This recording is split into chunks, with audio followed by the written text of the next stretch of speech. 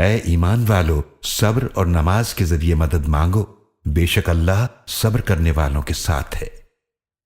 اور جو اللہ کی راہ میں قتل کیے جاتے ہیں انہیں مردہ نہ کہو بلکہ وہ زندہ ہیں، لیکن تم ان کی زندگی کو سمجھ نہیں سکتے۔ اور ہم ضرور تمہیں آزمائیں گے، کچھ خوف اور بھوک سے، اور اموال اور جانوں اور پھلوں کے نقصان سے، اور آپ صلی اللہ علیہ وآلہ وسلم صبر کرنے والوں کو خوشخبری دے دیجئے۔ یہ وہ لوگ ہیں کہ جب انہیں کوئی مصیبت پہنچتی ہے تو وہ کہتے ہیں کہ بے شک ہم صرف اللہ ہی کے ہیں اور بے شک ہم اسی کی طرف پلٹنے والے ہیں۔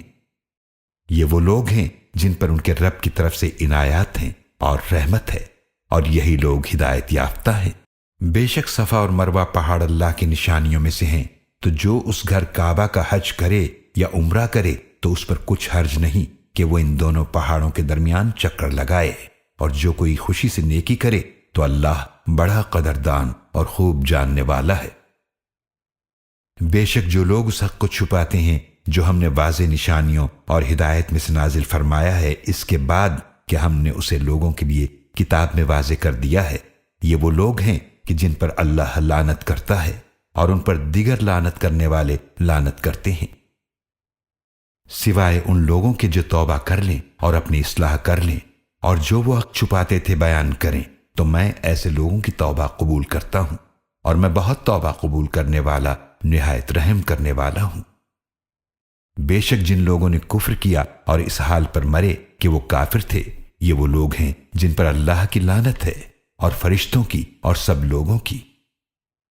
اس لعنت میں وہ ہمیشہ رہنے والے ہیں، نہ ان سے عذاب ہلکا کیا جائے گا اور نہ ہی انہیں مہلت دی جائے گی۔ اور تمہارا معبود ایک ہی معبود ہے، اس کے سوا کوئی معبود نہیں، وہ بڑا مہربان، نہایت رحم فرمانے والا ہے۔ بے شک آسمانوں اور زمینوں کی تخلیق میں اور رات دن کے بدلتے رہنے میں اور ان کشتیوں میں جو سمندر میں چلتی ہیں،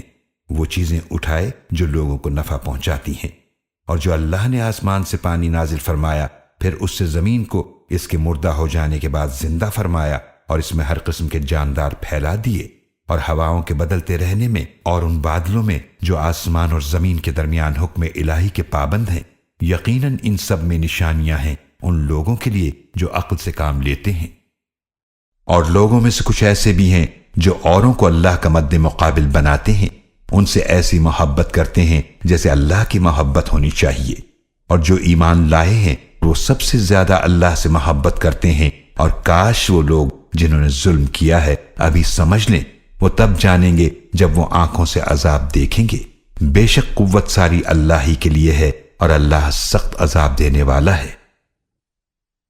یاد کرو جب بیزار ہو جائیں گے وہ پیشوا جن کی پیروی کی گئی تھی ان سے جنہوں نے پیروی کی تھی، اور وہ سب عذاب دیکھ لیں گے اور ان سے سب تعلقات ٹوٹ جائیں گے۔ اور پیروی کرنے والے کہیں گے کاش ہمیں ایک دفعہ دنیا میں پلٹ جانے کا موقع مل جاتا تو ہم بھی ان پیشواؤں سے بیزار ہو جاتے جیسے وہ آج ہم سے بیزار ہو گئے ہیں۔ اسی طرح اللہ انہیں ان کے اعمال حسرت بنا کر دکھائے گا اور وہ آگ کے عذاب سے نہ نکل پائیں گے۔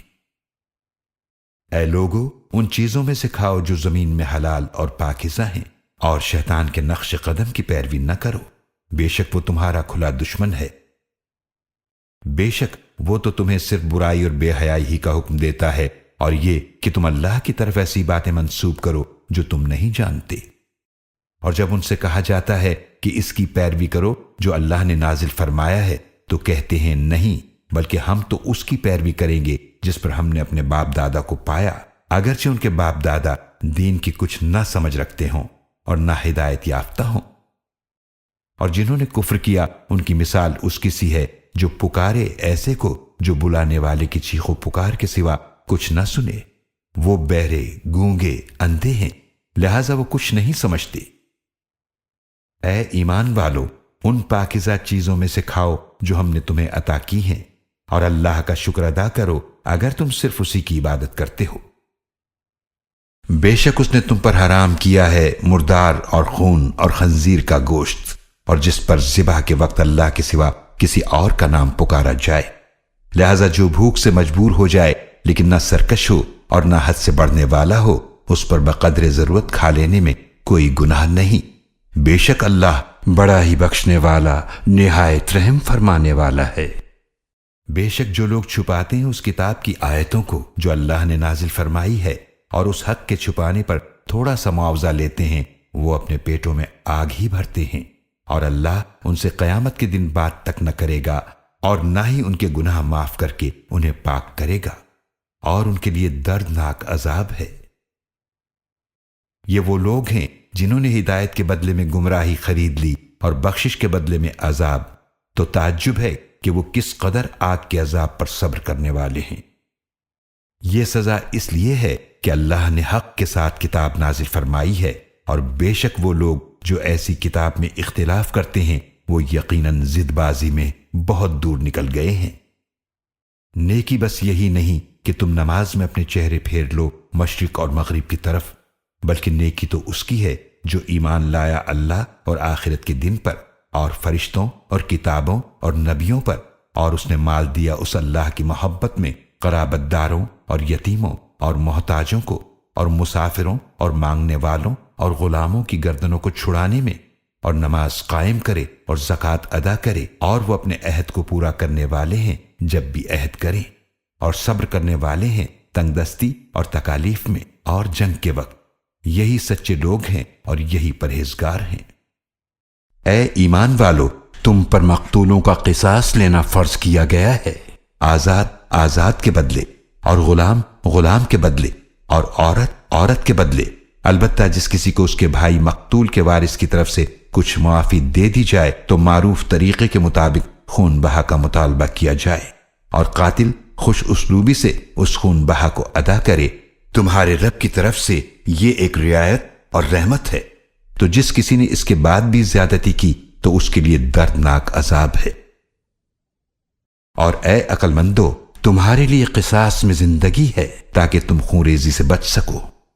تم پر فرض کیا گیا ہے کہ جب تم میں سے کسی کی موت قریب آ جائے اور اگر وہ اپنے پیچھے مال چھوڑے جا رہا ہو تو والدین اور قریبی رشتہ داروں کے لیے معروف طریقے پر وصیت کرے، یہ پرہیزگاروں پر لازم ہے۔ پھر جو اس وصیت کو سن لینے کے بعد اسے بدل ڈالے تو اس کا گناہ انہی وصیت بدلنے والوں پر ہوگا، بے شک اللہ خوب سننے والا خوب جاننے والا ہے۔ پھر جو کوئی اندیشہ محسوس کرے وصیت کرنے والے سے کسی کی طرفداری یا گناہ کا تو وہ ان کے درمیان صلح کرا دے تو اس پر کچھ گناہ نہیں، بے شک اللہ بڑا ہی بخشنے والا نہایت رحم فرمانے والا ہے۔ اے ایمان والو، تم پر روزہ رکھنا فرض کیا گیا ہے جس طرح تم سے پہلے لوگوں پر فرض کیا گیا تھا تاکہ تم نافرمانی سے بچ سکو۔ یہ روزے گنتی کے چند دن کے ہیں، پھر جو تم میں سے بیمار ہو یا سفر میں ہو تو دوسرے دنوں میں گنتی پوری کر لے، اور جنہیں اس کی طاقت نہ ہو وہ بدلے میں ایک مسکین کا کھانا دیں، اور جو خوشی سے کوئی نیکی کرے تو وہ اس کے لیے بہتر ہے، اور اگر تم روزہ رکھو تو یہی تمہارے لیے بہتر ہے اگر تم سمجھو۔ رمضان کا مہینہ وہ ہے جس میں قرآن نازل کیا گیا، یہ لوگوں کے لیے ہدایت ہے، اور اس میں ہدایت اور حق و باطل میں فرق کرنے والے روشن دلائل ہیں، لہذا تم میں سے جو بھی اس مہینے کو پائے تو وہ اس مہینے کے روزے رکھے، اور جو بیمار ہو یا سفر میں ہو تو دوسرے دنوں میں گنتی پوری کر لے۔ اللہ تمہارے لیے آسانی چاہتا ہے اور وہ تمہارے لیے مشکل نہیں چاہتا، اور یہ چاہتا ہے کہ تم گنتی پوری کرو، اور اللہ کی بڑائی کا اظہار کرو اس پر کہ اس نے تمہیں ہدایت عطا فرمائی اور تاکہ تم شکر گزار بنو۔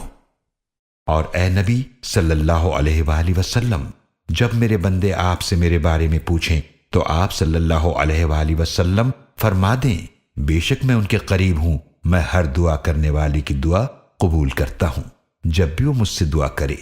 تو انہیں چاہیے کہ وہ بھی میرا حکم مانیں اور مجھ پر ایمان رکھیں تاکہ وہ ہدایت پر آ جائیں۔ تمہارے لیے روزوں کی راتوں میں اپنی بیویوں کے پاس جانا حلال کر دیا گیا، وہ تمہارے لیے لباس ہیں اور تم ان کے لیے لباس ہو۔ اللہ کو علم تھا کہ تم ان کے پاس جا کر اپنے آپ سے خیانت کیا کرتے تھے، تو اس نے تم پر نظر کرم فرمائی اور تمہیں معاف فرما دیا،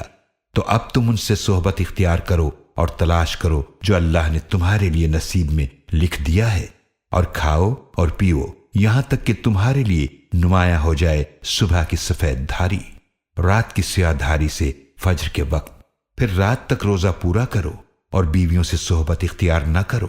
جب تم مسجدوں میں اعتکاف کی حالت میں ہو۔ یہ اللہ کی طے کردہ حدود ہیں تو ان کے قریب بھی مت جاؤ۔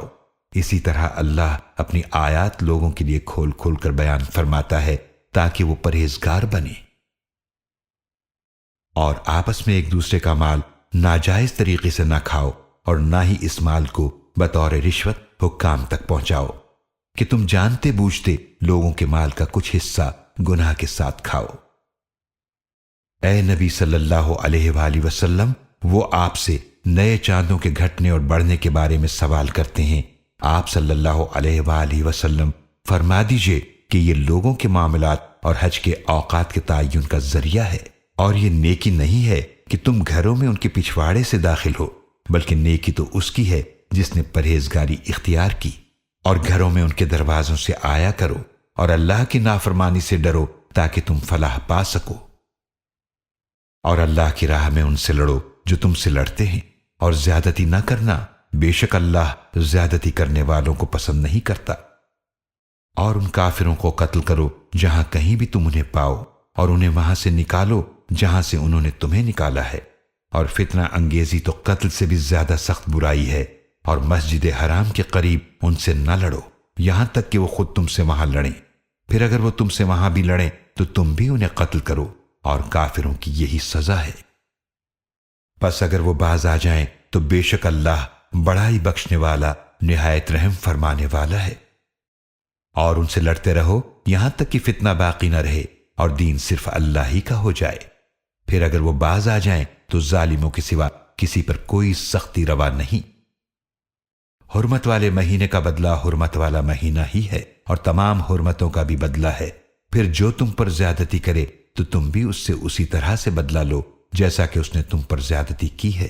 اور اللہ سے ڈرو اور جان لو بے شک اللہ پرہیزگاروں کے ساتھ ہے۔ اور اللہ کی راہ میں خرچ کرو، اور اپنے آپ کو اپنے ہاتھوں سے ہلاکت میں نہ ڈالو، اور نیکی کرو، بے شک اللہ نیک لوگوں کو پسند فرماتا ہے۔ اور حج اور عمرہ پورا کرو اللہ کی رضا کے لیے۔ پھر اگر تم روک لیے جاؤ تو پھر جو بھی قربانی میں سے میسر ہو پیش کر دو، اور اپنے سر نہ منڈواؤ یہاں تک کہ قربانی کا جانور اپنے مقام پر پہنچ جائے۔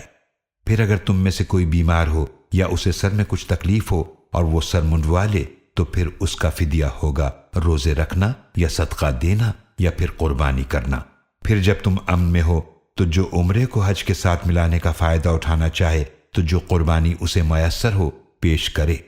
پھر جو قربانی کی حیثیت نہ رکھتا ہو تو وہ حج کے دنوں میں 3 روزے رکھے، اور 7 روزے جب تم گھر واپس آؤ۔ یہ پورے 10 روزے ہوئے۔ البتہ یہ رعایت اس کے لیے ہے جس کے گھر والے مسجد حرام کے قریب نہ رہتے ہوں۔ اور اللہ سے ڈرو اور جان لو بے شک اللہ بہت سخت سزا دینے والا ہے۔ حج کے چند مہینے متعین ہیں، تو جو ان میں نیت کر کے اپنے اوپر حج کو لازم کر لے تو حج کے دوران نہ کوئی صحبت کی بات کرے اور نہ ہی کوئی نافرمانی اور نہ ہی جھگڑا۔ اور جو نیکی بھی تم کرتے ہو اللہ اسے جانتا ہے۔ اور زاد راہ لے لیا کرو، بے شک سب سے بہتر زاد راہ تو پرہیزگاری ہے۔ اور اے عقل مندو میری نافرمانی سے بچو۔ تم پر کوئی گناہ نہیں ہے اگر تم دوران حج اپنے رب کا فضل رزق تلاش کرو۔ پھر جب عرفات سے واپس آؤ تو مشعر حرام مزدلفہ کے پاس اللہ کا ذکر کرو، اور اس کا ذکر اس طرح کرو جس طرح اس نے تمہیں ہدایت کی ہے، اور تم اس سے پہلے ناواقفوں میں سے تھے۔